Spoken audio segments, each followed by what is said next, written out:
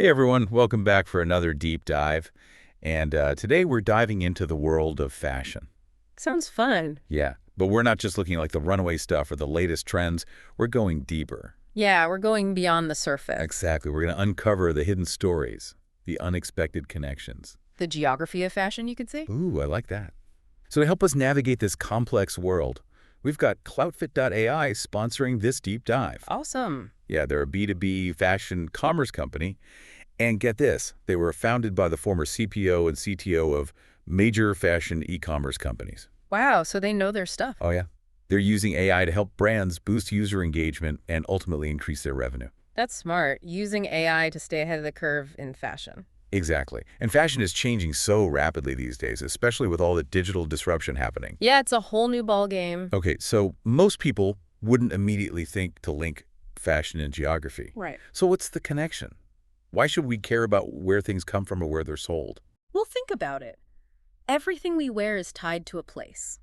The cotton for that shirt you're wearing was grown somewhere, the fabric was woven somewhere else, and then it was probably sewn together in another location entirely. Yeah, that's true. But it goes even deeper than that. Geography actually dictates fashion trends in ways we might not even realize. Really? Yeah, take Savile Row in London, for example. Oh, yeah, Savile Row home with those perfectly tailored suits. Exactly. But it's not just a random street. It's become synonymous with bespoke tailoring because of its history. Hmm. You know, the concentration of skilled artisans in London, even the British climate, kind of favoring those wool suits. Ah, I see what you mean.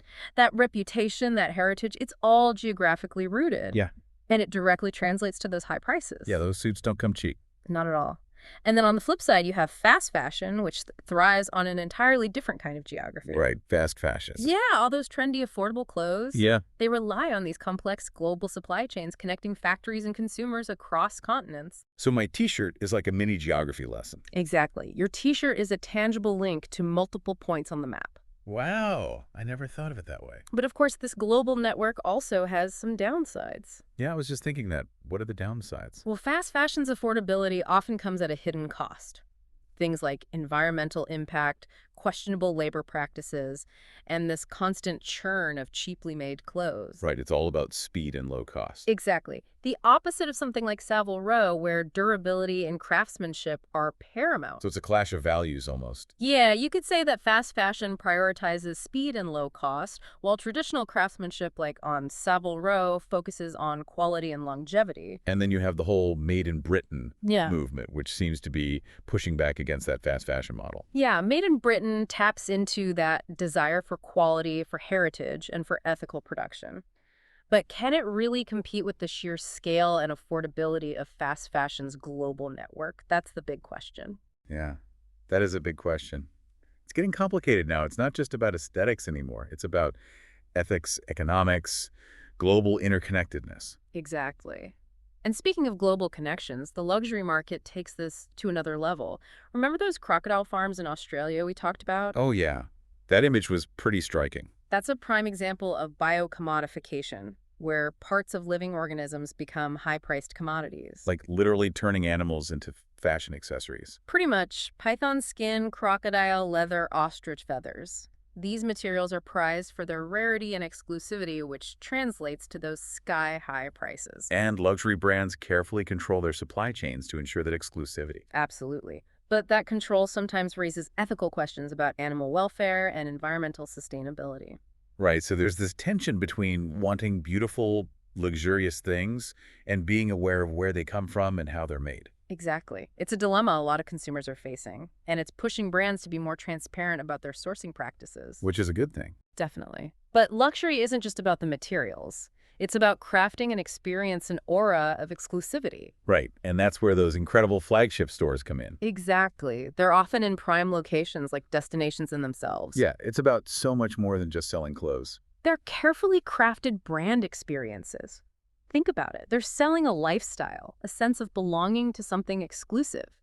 They create a world you want to be a part of, and that perceived value translates to higher price tags. So it's all connected. The product, the experience, the location, even the materials. It all works together to create this sense of luxury and justify those prices. It's a brilliant strategy, really. And it's not just about the physical space either. Luxury brands are increasingly using digital tools to enhance that experience, connect with consumers, and build a sense of community. That makes me think of cloutfit.ai again. They're all about using AI to boost user engagement. Yeah, I wonder if they're working with luxury brands to make those online experiences even more immersive and personalized. It wouldn't surprise me. The lines between the physical and digital are blurring, especially in fashion. Absolutely. And that brings us to another fascinating aspect of this whole geography of fashion. The digital revolution is reshaping the industry in ways we couldn't have imagined just a few years ago. And that's where we'll pick up in the next part of our deep dive. I'm ready when you are. Welcome back to the fashion algorithm. We've been tracing these threads of fashion's geography. Yeah, from Savile Row all the way to global fast fashion and those luxury brands. Exactly. And now we're going to step into the digital realm where things get even more interesting. Okay, I'm ready. I'm curious how this digital revolution is impacting fashion, because it seems like everything is going online these days. Yeah, you're not wrong. E-commerce, social media, digital platforms, they're all shaping up the traditional fashion world. Yeah, It's not even just about buying clothes online anymore. It's like a whole new way of experiencing fashion. So what are some of the biggest changes you're seeing? Well, one of the most significant shifts is the rise of new tastemakers. It used to be that trends were dictated by a select few designers and magazines. Yeah. But now you have fashion bloggers, influencers, online communities. They're all driving the conversation. That's so true. I get so much style inspiration from Instagram and TikTok these days. Exactly. It's like having a personalized fashion show curated just for you. Totally. And it's not just about consuming content either. It's about participating. Exactly. People are sharing their own styles, creating their own looks, connecting with others who share their aesthetic. It's like democratizing fashion. Yeah. Giving everyone a voice and a platform. I love that. It's also changing the way brands interact with their customers. Oh, absolutely. I feel like I have a more direct connection with my favorite brands now, thanks to social media. Brands are using these platforms to build relationships, get feedback, even co-create with their customers. So creation. What's that? It's becoming more and more common. Brands are involving customers in the design process, letting them vote on styles, choose colors, even customize their purchases. Wow, that's amazing. It's like personalized fashion tailored to individual preferences. Exactly. It's a win-win for both brands and consumers. For sure. But beyond aesthetics and consumer preferences, do you think digital technologies can help address some of those ethical issues we talked about?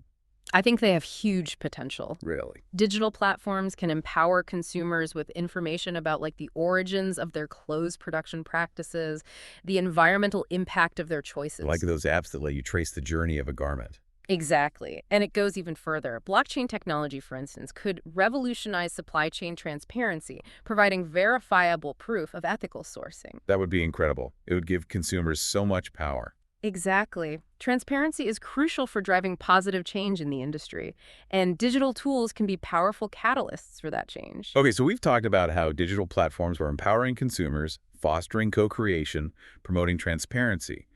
What other exciting developments are you seeing? Well, one area that's really pushing the boundaries is virtual fashion. Virtual fashion. I've heard of it, but I don't really get it. It's still in its early stages, but it's evolving rapidly. Okay. We're seeing things like digital clothing, virtual fashion shows, even avatars that can wear different outfits in online spaces. So it's like fashion exists purely in the digital realm. Exactly. It's unconstrained by the limitations of the physical world. Wow.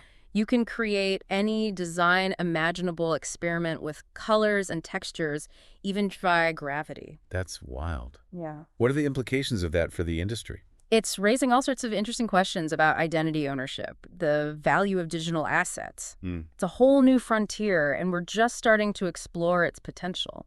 It sounds like we're on the cusp of a major shift in how we think about fashion. Yeah. It's no longer just about clothes we wear physically, but also how we express ourselves digitally. It's the convergence of fashion and technology blurring the lines between the real and the virtual. That makes me think about cloutfit.ai and their work with AI. Could AI play a role in virtual fashion? Oh, I have no doubt about it. AI can be used to create personalized avatars, design digital clothing, even curate virtual fashion experiences. It's amazing to think about the possibilities. It's an exciting time to be in the fashion industry. And speaking of exciting shit, let's take a moment to thank our deep dive sponsor, cloutfit.ai, for making this conversation possible. Absolutely. Their AI-powered solutions are helping brands navigate the digital landscape and create more engaging experiences for consumers. It's great to see companies like Cloutfit.ai pushing the boundaries of innovation in fashion. Now, before we wrap up, I want to touch on one more aspect of digital fashion that I find really intriguing. Okay, what is it?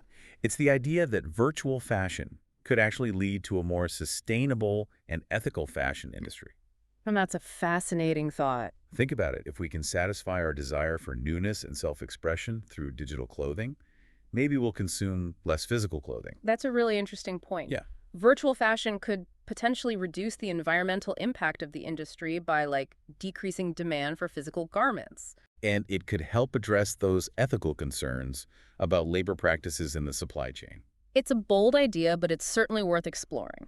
I'm curious to see how this all plays out. Will virtual fashion become mainstream?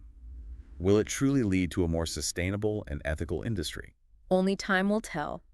But one thing's for sure, the digital revolution is transforming the fashion landscape in some really profound ways. And that's what makes this deep dive so fascinating.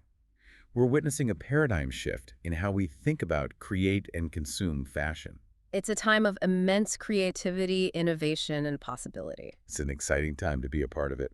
But for now, we're going to have to leave it there. I've thoroughly enjoyed this exploration. This has been an incredible journey through the world of fashion, from its hidden geographies to its digital frontiers. We've covered a lot of ground. But as always, there's so much more to discover and discuss. That's the beauty of fashion. It's constantly evolving and challenging our perceptions. And that's what keeps us coming back for more.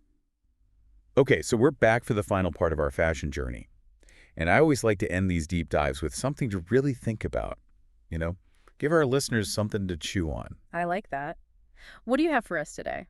Well, after exploring all these different facets of fashion, the geography, the ethics, the digital disruptions, I keep coming back to this one question. What does fashion ultimately reveal about us? About the world we live in? That's a big one. It's a question that's been debated for ages, but I definitely think it's worth pondering. Fashion is more than just trends or brands. Right. It reflects our values, our aspirations, even our anxieties. Exactly. Like we talked about how Savile Row represents a certain kind of heritage, a commitment to craftsmanship. Right. And then you have fast fashion, which speaks to our desire for instant gratification and affordability. Two very different stories, but both told through clothing. I like that analogy. And those stories extend to individual choices as well. Think about the clothes you're wearing right now. What do they say about you? What drew you to them? That's a good point. I tend to gravitate towards clothes that are comfortable, versatile, and ethically made. I like knowing that my choices aren't harming the planet or exploiting workers. And that reflects a growing awareness among consumers these days. People are starting to care more about where their clothes come from, how they're made, the impact they have on the world. Yeah, it's a powerful shift. And it makes me think about the power of fashion to drive positive change. Like we saw how digital platforms can promote transparency and empower consumers to make more informed choices. Absolutely. And it's not just about ethical considerations either. Fashion can also be a force for creativity, self-expression, even social change. Oh, yeah, for sure. Think about the ways clothing has been used to challenge gender norms, express cultural identity, or even spark political movements. That's true. Clothes can be a really powerful form of communication, a way of signaling who we are and what we stand for. And that brings us back to your initial question. What does fashion reveal about the world we live in? I think it shows us a world that's increasingly interconnected, where global trends and local cultures are constantly influencing each other. Yeah. It's a world grappling with issues of sustainability and ethics, but also a world that's full of creativity, innovation, and a desire for self-expression. I love that. That's beautifully put. It's like fashion is this constantly evolving mirror reflecting both the challenges and the possibilities of our time. Precisely. Okay. And as we move further into the digital age, that reflection is only going to become more complex and multifaceted. Virtual fashion, AI-powered design, personalized experiences. These are all shaping the future of the industry in ways we're only beginning to understand. It's definitely an exciting time to be following fashion, that's for sure. And speaking of exciting, I want to give another shout out to our deep dive sponsor, Cloutfit.ai. Yes. They're right at the forefront of this digital revolution, using AI to help fashion brands navigate this complex landscape and connect with consumers in more meaningful ways. So if you're interested in smarter fashion tech, definitely check them out. Couldn't agree more. And for everyone listening, if you enjoyed this deep dive into the world of fashion, be sure to share it with someone who'd appreciate it. And don't forget to subscribe to the Fashion Algorithm for more explorations into the fascinating stories behind what we wear. Until next time, keep exploring, keep questioning, and keep telling your own story through fashion. That's a great note to end on. Thanks for joining us on this deep dive. We'll see you next time.